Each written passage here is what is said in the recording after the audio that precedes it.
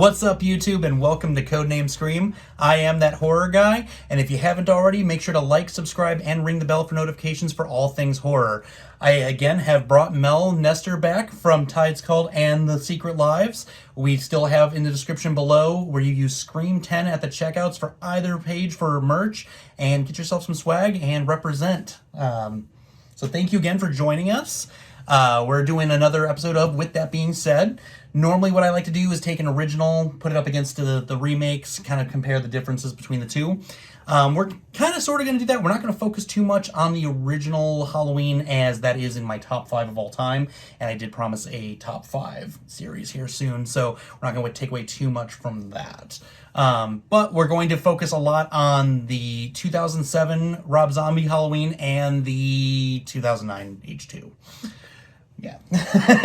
Tell us your real feelings about that. Well, you're going to hear those, whether you want to or not, and yours as well. So before we go too far into discussing the films, I do like to discuss the budgets versus what they actually pull. So for the 2007 original remake, was released October 31st of 2007, Labor Day weekend.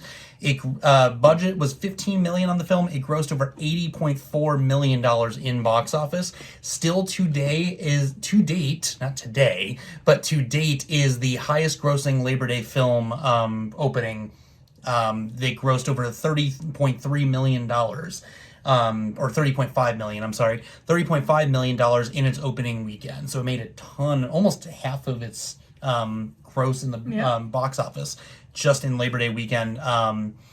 Beat out 2005 Transporter 2 was at $20.1 million, and that was the Labor Day winner. And yeah, Michael still holds that to date. So we'll see what happens there this year. Maybe not. And the 2009 film came out August 28th, 2009, same weekend.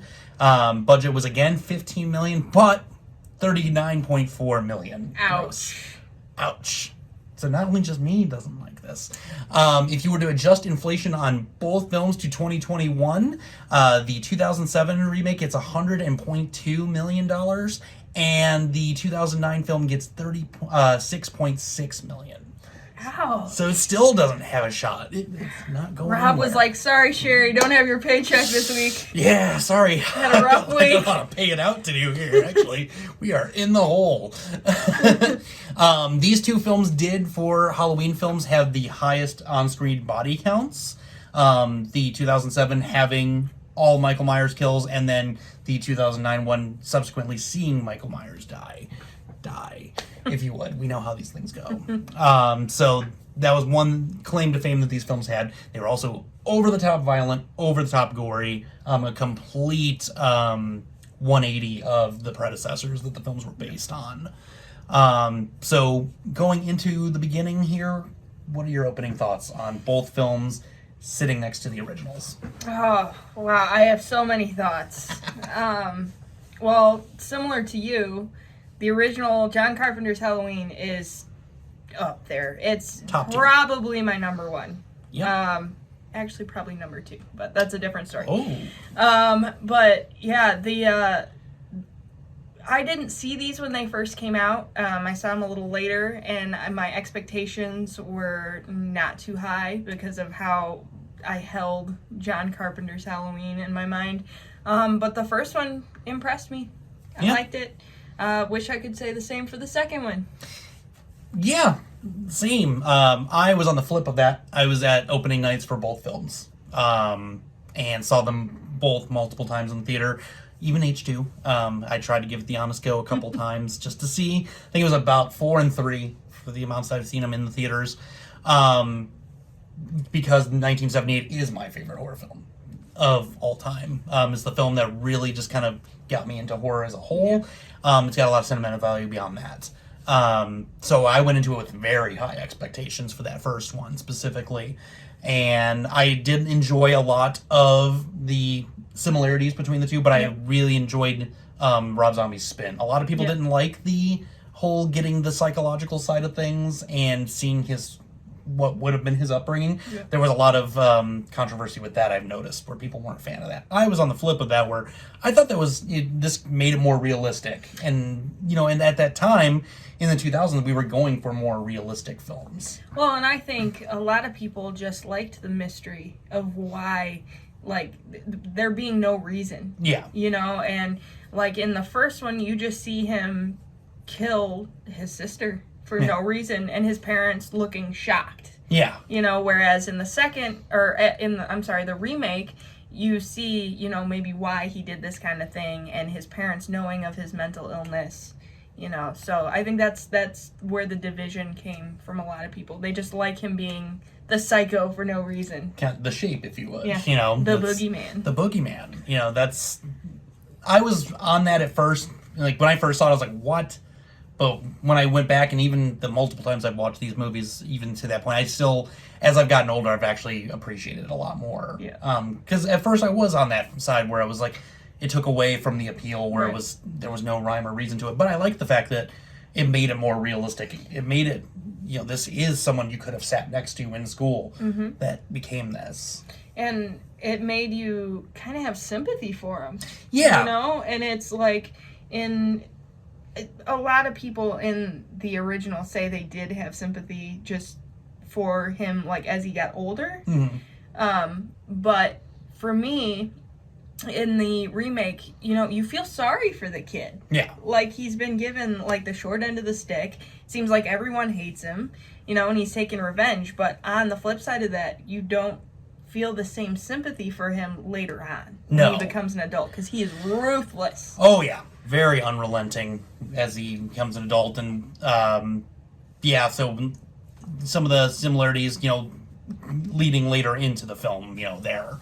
But, with Danny Trejo, like we said in the last episode when we were discussing it, where I felt kind of directed him to become who he was. It's like, you got to hide inside your head, you got to build up those walls. And that's where he no longer was speaking and, showing that true sociopathic tendencies and psychopathic tendencies. So. Well, and it's, probably not something you want to tell a psychopath. Just hide it all inside. Yeah. Keep it inside. Just repress everything. You'll be fine. You'll be fine. Nothing will come back from that. And then poor Danny Trejo, later on in the film, I will stand by the saddest part of that. Yeah, definitely. And that was where, that I felt was the moment where you no longer sympathized with Michael. Right, yeah. You sympathized with him to a degree. You started to scale back, when he kills the nurse. Right. On camera. Yeah. You started to kind of scale back from there. But that scene where it's like, he did nothing to you the entire time. He took care of you. He took care of you literally to the end. Yeah. He was trying to take care of him while he was doing it. Well, and you see, like, when they brought in that new guard guy that was with him that was treating Michael just horribly, calling him, like, a freak or whatever, and Danny was, like, defending him. Yeah, like, don't call him that. Don't do that. We've been friends for 15 years and whatever. Yeah. And that's where you no longer felt that sympathy. Right. And that's like, okay, this is a brute force. And so with the first film, there were some similarities to the original, not a ton. What were some of your findings upon watching the films? Honestly, it was mainly small things. Yeah. Like, the way he acquired his jumpsuit, very similarly. That's almost where it ends, because even with the kills, like, in the first one, he kills Judith, and that's the first kill you see. But then in this one, you see him kill, before that. You see him kill his stepdad, and you see him kill Judith's boyfriend, and then that kid in school. Yeah. The thwack. You can definitely see the homage played to the original, but he just took it and ran with it. Took a lot of creative liberties on this one. Yep. It read like a zombie music video. Yep. A lot. Not as much as the second one. Not as much as the second one by any means. But the first one had its moments where it's like, yeah, this is definitely a zombie film. Yeah. You can't have zombie films without a little bit of trash. Yeah, just a little And bit. I mean it in the best way. No, like, yeah. If they were a wholesome family, you wouldn't want to see that. No. And then it would have taken away from, we got this wholesome family and just the one kid. Like, no, there's a reason that this kid is that kid. Right. And we got that. In the kills, there was only 2 that I noticed that were similar. With the pinning the the boyfriend to the wall and staring at him, and then with Linda with the drape the sheet over him with the glasses, and then choking her out. That was really the only. And then he used the phone cord, in the original. And then this one he was just nope. Yeah. So the first one didn't have a lot, and even the ending completely far removed from the original. We got, he just gets shot off of the balcony, and he's no longer there. And this one we got, Laurie goes off the balcony with him on top of him, and then gets him, and you think and that's where it ends. I thought that ending awesome, personally. Yeah. Another thing that I thought was a really weird choice on Zombie's part, and it's like a small thing that didn't necessarily matter, but when Michael escapes Smith's Grove, it was originally the nurse and Dr. Loomis that were there. Well, in the remake, Loomis wasn't even there when he escaped. He gets a phone call in the middle of the night. Yep. So that I found that to be an interesting choice. I felt that one was a little more realistic. How often is your doctor actually going to be on site at those hours in the morning, too? Yeah. Before it's like, oh yeah, my doctor and the nurse are going to be the ones that are taking me. What? Like, what type of operation are we running here, Smith's Grove? Yep. Like, come on. So, first one, both of us agree, awesome. Now we have to, unfortunately, talk about H2. Which did have 18 on-screen kills from the Myers side, again. But the one extra kill being him. If he actually were to die. And that's where, thankfully, we at least never had to see another sequel from that canon ever again. In the original 81 Halloween 2, it was in the hospital directly from the ending of the first one. Right. This one, it started off with the promise of being that exactly. Yeah. We were right after she had just shot Michael, and she's just walking down the street and ends up in the hospital. And the hospital is only for the first 20 minutes of the movie. Right. And interesting too is they start out very different. So the Halloween 2, the original, starts out literally moments after Halloween 1 ended. Yep. And then Halloween 2, you start with Michael being a kid again. Yep. And talking with his mom, and it was the white unicorn or whatever. Right, white unicorn. Yeah. And it's like, okay. White horse. Yeah, horse, yeah. Might as well have been a unicorn, as ridiculous as that movie was. But, yeah, like, that is a good point. We got, kind of like a flashback. But then we did get right into moments after. She's walking down a completely empty street. And then we end up in the hospital. Yep. And I remember when the trailer had rolled out and it was focused on the hospital. I'm like, we're getting a true remake. Yep. And I was real excited. And then we just jump into this all over the place film. It can't decide what era it wants to be based in. Just little things like that that I did not appreciate about it. We've touched base on this before. There's a ghost mom all There's of a sudden. There's a ghost mom that's also got a ghost kid that's got supernatural abilities to hold people down. Like, what do we got going on here? Like, but could that be the family mental illness, though? And that very well could be. The whole there's something there in the genes. Yep.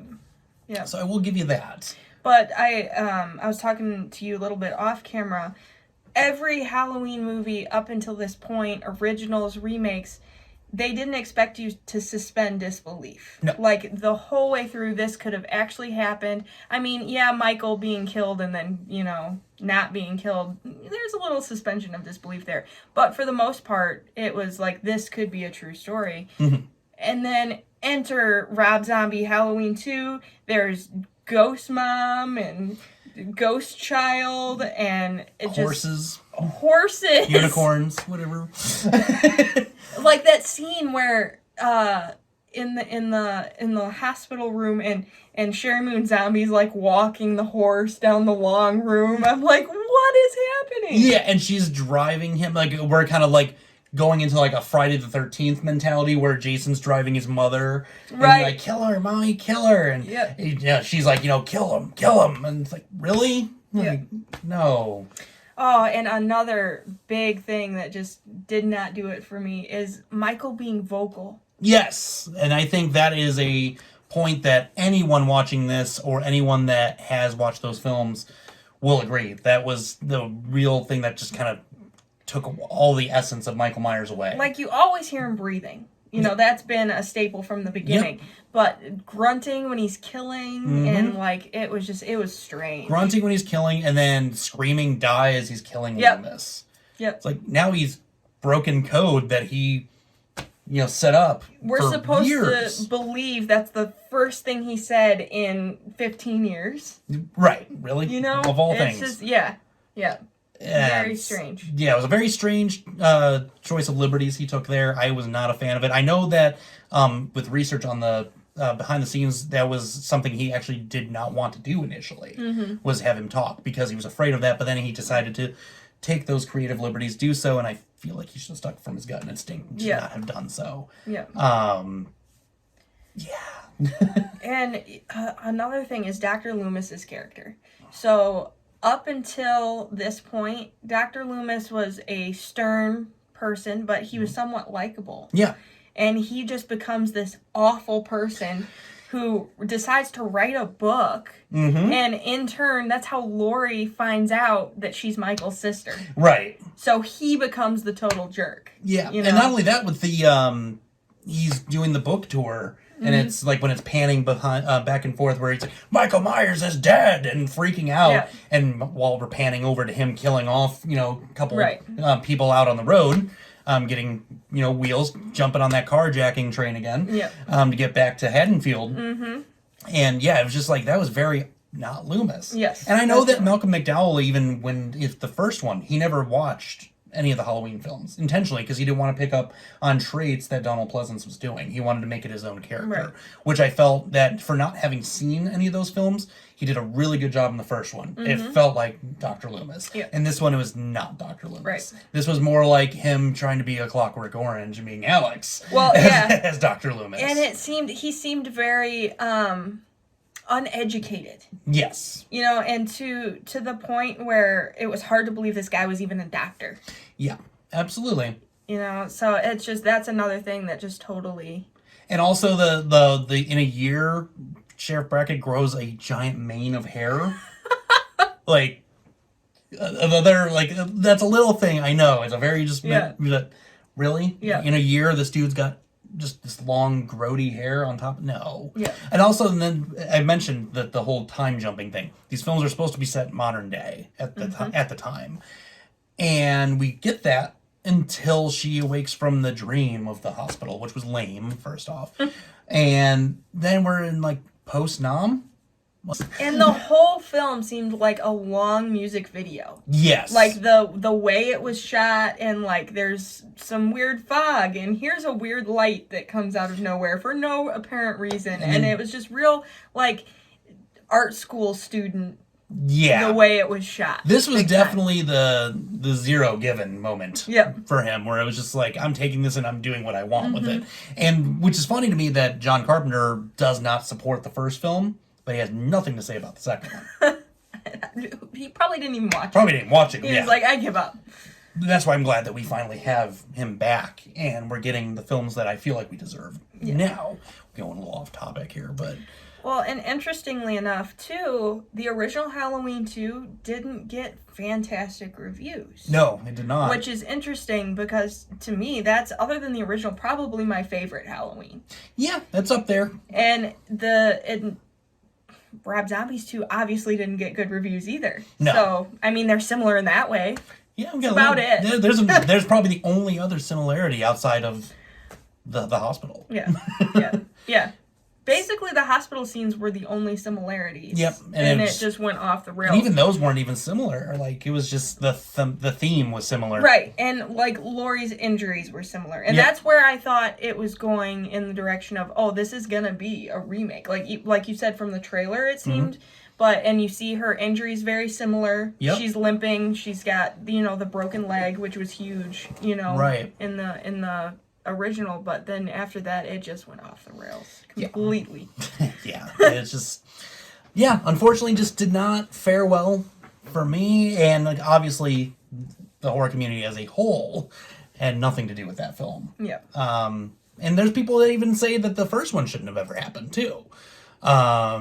with Rotten Tomatoes sitting at a 26% on the first one alone, I can see where some people come with that, but Rotten Tomatoes has a 21%.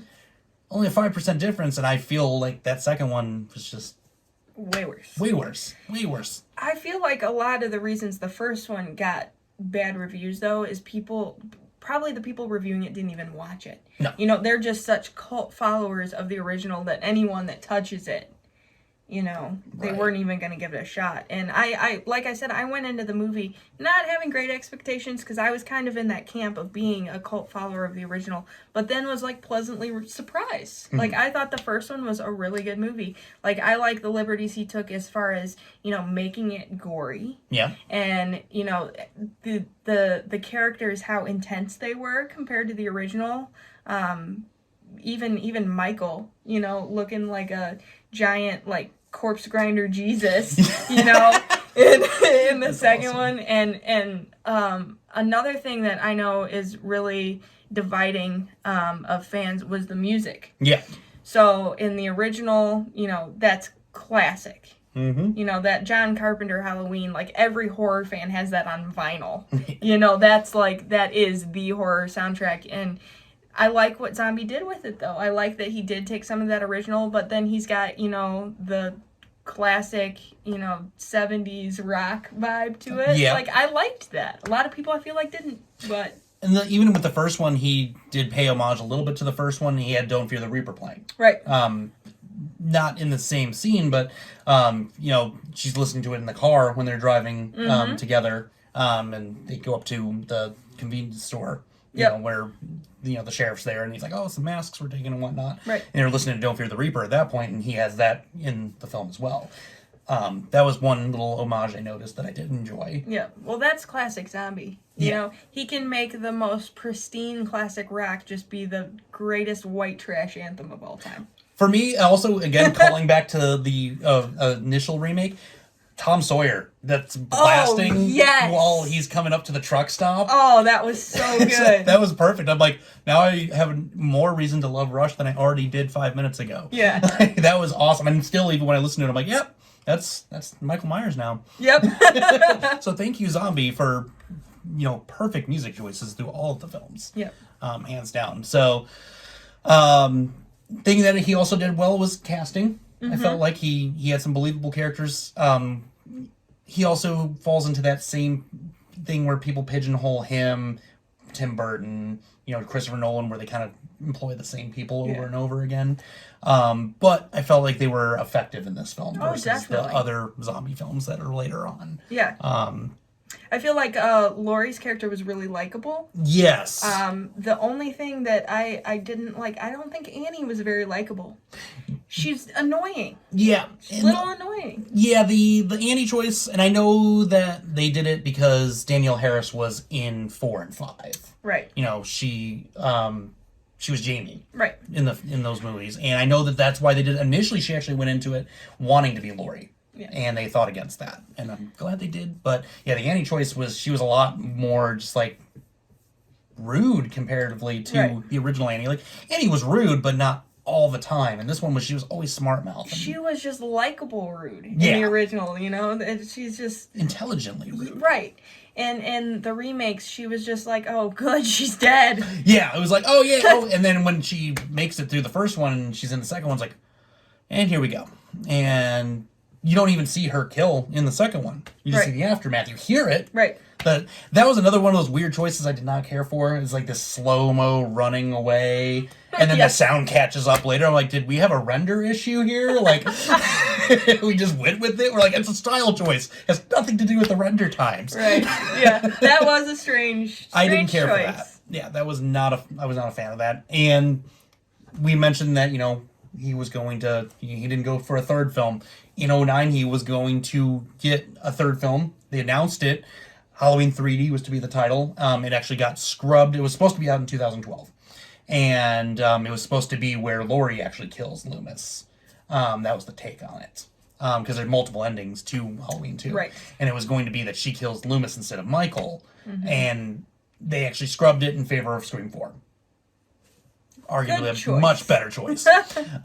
Gave us Wes Craven's last film on top of that. So great choice in that sense too.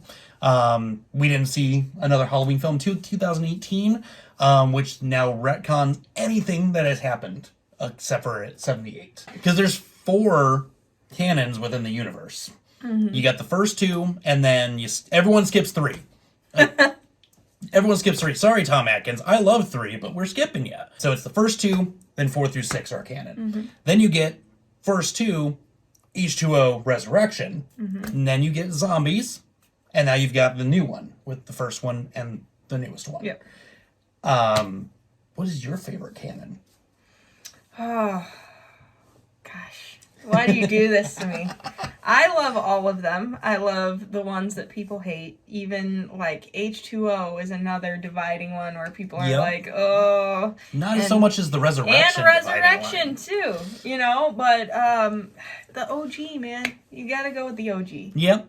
It's what started it all. It's what made me fall in love with the franchise. And that 2018 Halloween, watched it in theaters like 7 or 8 times. Oh, so good. Just can't get that boot stomping scene out of my head. Yes. So intense. Which actually was it Halloween 2 where Rob Zombie's where we got the boot stomping? Yep, we got the boot stomp there. It made me think, like, did they watch Rob Zombie's Halloween 2 and think that boot stomping seems like a good idea? Hey, why not? You know, let's take a little bit from here. That was a nice idea. Let's take the only good part of Halloween 2 and then put it in 2018's Halloween. I think that us being Halloween snobs, though. Yes. You know, if we were to take this movie and remove it from the Halloweens whatsoever, give every character a different name, throw Michael on a different mask, he's no longer Michael, standing alone, we probably would have liked that movie. Oh, I would have. Yeah, it's not, in a sense, a bad film. Right. It is not a good Halloween film at the end of the day. Yeah. And I absolutely agree with that. If this was a complete... Like, I enjoyed terrible B-movies like Slumber Party Massacre 2. Like, we were talking about that a little bit off camera. If you haven't watched that, you want a good hoot. There you go. There's a plug for the week. But, so yeah, that's kind of my thoughts on it. We kind of align similarly, I feel, in this. Any other thoughts that you had in regards to the films? I think we covered it all. I think we did pretty good. I think so. What did you guys think of the films? Comment below. Send me a message on Instagram, Twitter, email, whichever way you like it. What did you guys feel about these movies? Did you enjoy them? Did you hate them? Let's talk. Let's have some fun with this, shall we? As we stated in the last episode with Slash-a-thon, you guys got to get in your votes here for the Michael and Night Stalker episode that we just did this week, which she helped with. We have Jason and Ghostface for our round 2 contender. Whoever goes into that one and wins will be taking on Leatherface in round 3. And then we did the big reveal of the final first round. So we're throwing just more curveballs your guys' way.